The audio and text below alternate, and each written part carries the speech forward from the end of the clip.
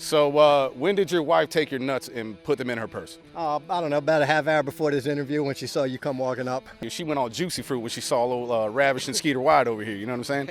I'm going juicy fruit looking at old Ravish and Skeeter White. Clean up on aisle Pete, you know what I'm saying?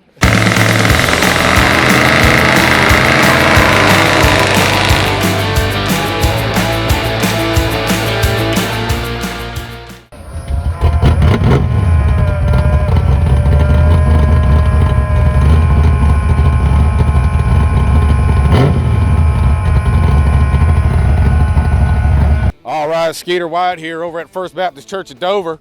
We got his blue Mustang behind us. What's your name, brother? Pete. All right, Pete, why don't you tell us about this ride right here? Yeah, what we have is first owner, 66 Mustang, 302, fast enough to click 10s. The good story with this car though, my dad bought this new in 66 when he got out of the Marines, first car he ever owned. When I was growing up, me, my older sister, my little sister, we all ran this car to death when it had the 6-cylinder in it. Eventually we ran it to death, got stuck under the deck. That was up in Maryland. I moved down here to Florida. My dad gives me a call before I leave and said, hey, you want to get the Mustang? I'm like, oh, you still got that Mustang? Which I knew he did. I was long gone out of the house. I go over, take a look. Car's kind of beat to heck. I was like, man, Dad, it's in pretty bad shape. He's like, yeah, I know, but I am giving you a classic Mustang. I'm like, I'll take it. I bring it down here. I restore it up. One of the conditions my dad had put on me, he didn't care what I did to it as long as I didn't sell it. It was his first car. It has a lot of history with the family. So I said, no problem, I'll restore it my way, which is what I did. And then we end up with this final product. Hell yeah, brother. Now, you said you just had a 302 in it? Yep, got 302, pulling out about 600 horsepower. It'll click high 10s in a quarter mile, pretty consistent when I used to race it. Once you put tags on it, you gotta put that John Hancock with the insurance company saying you're not gonna race it. So that ends the racing, but that's all right. It did what it needed to. Now it just sits and enjoys itself in the sun and the shows. Well, hell, brother, I ain't been one to, tell the truth through insurance companies. You know what I'm saying? How they gonna find out I'm racing it? You know what I'm saying? Man of my word. Once I sign that paper, I got to stick to it because if I do it to somebody, they'll do it to me. So that's just my personality. Listen, brother, you ain't got no sense of adventure. You know what I'm saying? But hey, it is what it is. It ain't my car. You know what I mean? So we got a 302, otherwise known as a 5.0. That's correct. You know what I mean? Look, back in the trailer park, all these Mustangs you used to pull up. I used to call them 5-point slow, dog. You cracking off 10s, you better shave off a couple seconds. You gonna race Skeeter White. That's all right. You can't beat everybody. If Skeeter's got something faster, Skeeter's gonna beat me. And he does, and he will. I got 1978 Chevrolet Camaro Type LT with the mullet drive 305, brother. That's 3 extra cubic inches, 3 extra airplane lengths I'm gonna put on you if we end up racing. You know what I'm saying? That's all right, but this car is all about gas mileage. You can see this thing's not my gas mileage. So you'll beat me in the quarter. I'll catch you in the end, though, after the long drive we put in. You're getting nerdier and nerdier every time we keep talking, brother. We were talking about horsepower and we went to gas mileage. What's going on with that, brother? What happened to you?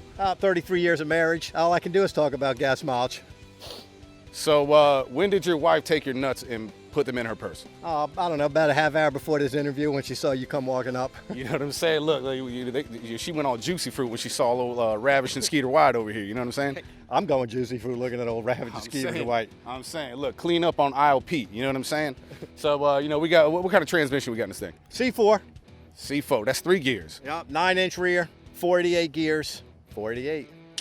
Man, 488 gears, you going 60 miles an hour. What RPM you at? At 60 miles an hour, we're at about 3,000 RPM, maybe 3,200 RPM. Boy, that motherfucker screaming. Yeah, well, you know what I'm saying? Just like I make the ladies do. Oh, damn right. You know what I'm saying? That's what it's all about, getting there fast, getting it done. I can tell you the 3 V's if you want, brother. Go ahead. Vip it in, vip it out, and vipe it off. Damn, you know what I'm saying? Look, man, it is all about finishing fast. Trust me, the ladies know Skeeter White does that. Wait. Nah, just playing, brother. So you said you used to race it, correct? I did. What is the craziest story you got to clap in somebody's cheeks in a race? You know what the problem with racing is? With a car like this, you're fast enough that you don't race with most of the people, but you're too damn slow that you get stuck in the final rounds racing against freaking dragsters and alters. They end up catching you and laughing at you on the way by. That's the problem with racing. I don't got no problem with racing talking. I'm undefeated. I don't know what you're talking about. You over here complaining, dog. Undefeated trailer park legend over here, but maybe we can add a few extra cubic inches to this 5-point slow. Oh yeah, I won't pull my car in the trailer park. These tires are too expensive. I want to have them when I drive out. Look, man, if you're scared, just say it, brother. I am. I'm scared they're going to take my tires and rims. Hey, listen, brother, it's called a little theft protection. I got one of those Batman electricity things. They come touching my shit. They going to see Jesus. That's why we at the church today. Yours. You're Skeeter. True that. You know, I can't argue with your logic right now. You know what I mean? So, I know you said you did a bunch of work to the car, right? You said it was kind of beat to hell when you got it. Yes. So what did you do to get this thing all beefed up? Everything. There had no floor, engine wouldn't start, so we gutted it, put in a new racing frame, roll cage, V8, all new V8 suspension, because you can't use the six-cylinder suspension, won't hold up. No. All new suspension. Didn't really replace a lot of body parts because I do body work, so I was able to fix what I needed to fix, threw a paint job on it, and then we're home free. Then it's time to take it out. Yeah, home free. This is the land of the free, America. You know what I'm saying? You got that right. Now I see we got the wheelie bars in the back. You know, in the trailer park we call them sissy sticks. You know what I mean? Are you a sissy, Pete? Well, it's one of them things where if you don't have the wheelie bars, yeah, you end up into the wall. So I'd rather be called a sissy and put this back on the trailer without a bunch of dents.